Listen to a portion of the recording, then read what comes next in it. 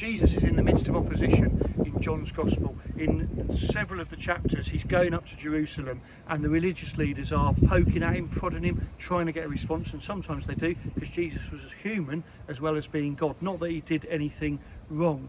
And in chapter 13, verse 35, he says to his disciples, his best mates, everyone will know that you are my disciples if you love one another.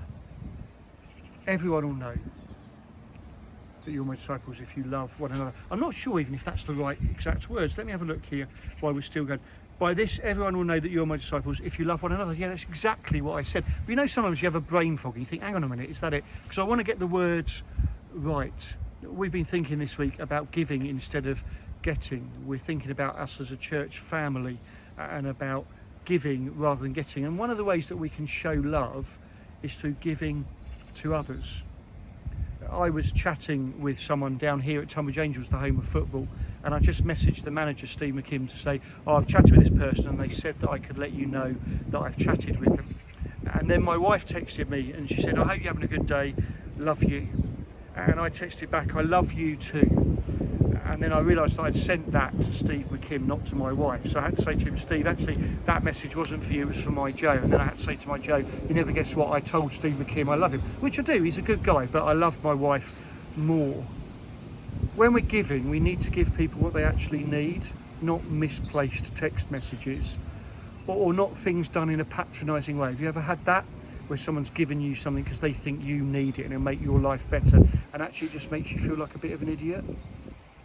And when we give, let's give generously, not begrudgingly.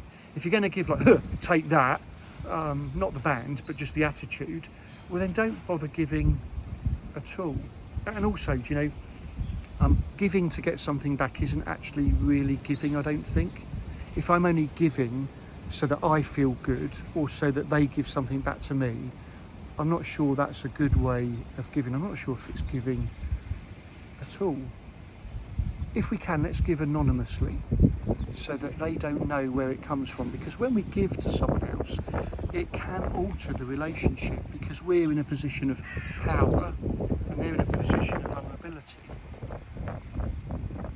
We should give in a loving way, and we see that, I think, most obviously in Jesus giving his life for us on the cross to remove that barrier.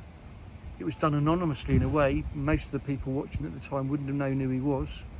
It was given not expecting anything in return. In fact, even on the cross as Jesus is dying, one of the thieves next to him says, remember me when you come into paradise, into your kingdom. And Jesus said, today you'll be with me in paradise. If I reflect on what Jesus gave for me, I think I stand a better chance of giving in a good, godly way to others.